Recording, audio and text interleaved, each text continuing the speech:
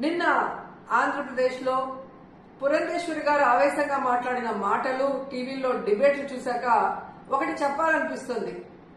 అమ్మా పురంధేశ్వరి గారు, బావ కళ్ళల్లో ఆనందం చూడటం కంటే భక్తుల కళ్ళల్లో ఆనందం చూడటానికి ప్రయత్నించమని కోరుకుంటున్నాను.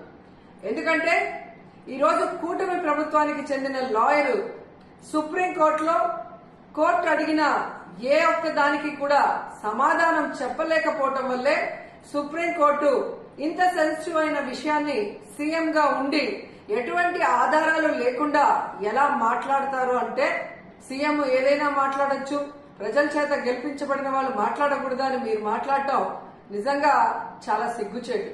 ఎందుకంటే ఈరోజు మీరు చంద్రబాబు నాయుడు, లోకేష్, పవన్ కళ్యాణ్ ఎలాగైతే రోడ్ల మీద ప్రెస్ మీట్లు పెట్టి మాట్లాడుతున్నారో అవే మాటలు ఎందుకు మీరు కోర్టులో మాట్లాడలేకపోయారు? సో ఈరోజు ప్రజలు గమనిస్తూ ఉన్నారు. ఎటువంటి ఆధారాలు లేకుండా లడ్డూలో టెస్ట్ చేయలేదని మీ లాయర్ చెప్పిన తర్వాత, ఎటువంటి ఇన్వెస్టిగేషన్ జరగకుండా చంద్రబాబు నాయుడు పవిత్రమైన తిరుమల లడ్డూ మీద అంత పెద్ద నింద వేసి మరి మత కల్లోలాలు సృష్టించే పరిస్థితి వచ్చినప్పుడు సుప్రీంకోర్టు అడగటంలో ఏం తప్పు ఉందని నేను అడుగుతున్నాను. ఈరోజు మీరు బీజేపీ రాష్ట్ర అధ్యక్షురాలా ఆంధ్రప్రదేశ్ కి, లేక తెలుగుదేశం పార్టీ రాష్ట్ర అధ్యక్షురాలా, ఎవరికి అర్థం కాని పరిస్థితికి వచ్చింది. ఎందుకంటే బావ కళ్ళల్లో ఆనందం చూడటం కోసం బావ చేసే తప్పుల్ని వెనకేసుకొస్తున్నట్టు ఉంది. కానీ ఈరోజు 140 కోట్ల హిందువుల మనోభావాలను దెబ్బతీసే చంద్రబాబు నాయుడు స్టేట్మెంట్ ని సరిదిద్ది అందరికీ ఊరట కలిగించాల్సిన బాధ్యత బీజేపీలో ఉన్న రాష్ట్ర అధ్యక్షురాలుగా మీకు ఉంది అన్న విషయాన్ని తెలుసుకొని, మరి పైన బీజేపీ పెద్దలు ఎవరైతే ఉన్నారో ప్రధానమంత్రి గారికి గాని, అలాగే సుప్రీంకోర్టులో మీ లాయర్ తో మరి ఇన్వెస్టిగేషన్ కి రెడీ కమ్మని చెప్పండి.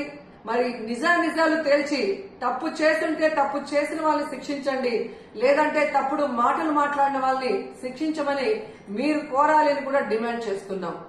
ఎందుకంటే ఈరోజు ఒక తిరుపతి అమ్మాయిగా తిరుపతి మీద ఇంత అప్రతిష్ట తెచ్చే విధంగా చంద్రబాబు నాయుడు ఒక ముఖ్యమైన సీఎం పోస్ట్ లో ఉండి ఎటువంటి ఆధారాలు లేకుండా, ఎటువంటి టెస్టులు చేయకుండా మాట్లాడటం కరెక్ట్ కాదని కూడా ఈ సందర్భంగా తెలియజేసుకుంటున్నాం. అలాగే పవన్ కళ్యాణ్ గారు, ఇది సినిమా షూటింగ్ కాదు.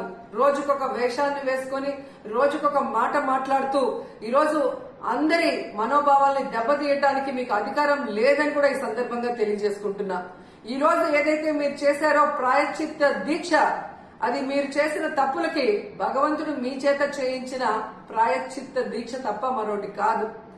ఎందుకంటే ఈరోజు భగవంతుడే లేడని చెప్పిన మీ కుటుంబ సభ్యులు, మీరు, అలాగే ఏ రోజు హిందూయిజం కూడా గురించి మాట్లాడని మీరు, ఎన్నికల గురించి ముందు మీరు మాట్లాడిన మాటలకి ఈ రోజు మీరు మాట్లాడుతున్న మాటలకి, మీరు వేస్తున్న వేషాలకి సంబంధం లేకుండా ఉండటం ప్రజలు గమనిస్తూనే ఉన్నారు. సో ఇప్పటికైనా జగన్మోహన్ రెడ్డి గారిని టార్గెట్ చేయాలి, కార్నర్ చేయాలనుకోను, లేదా బీజేపీ రేపు ఆంధ్రప్రదేశ్ లో ఎంటర్ అయితే మన పరిస్థితి ఏంటి అని చంద్రబాబు నాయుడు చేస్తున్న ఈ డ్రామాలో మీరు కూడా పాలు పంచుకుంటున్నారో ఏంటో కానీ ఎవరికి అర్థం కావట్లేదు.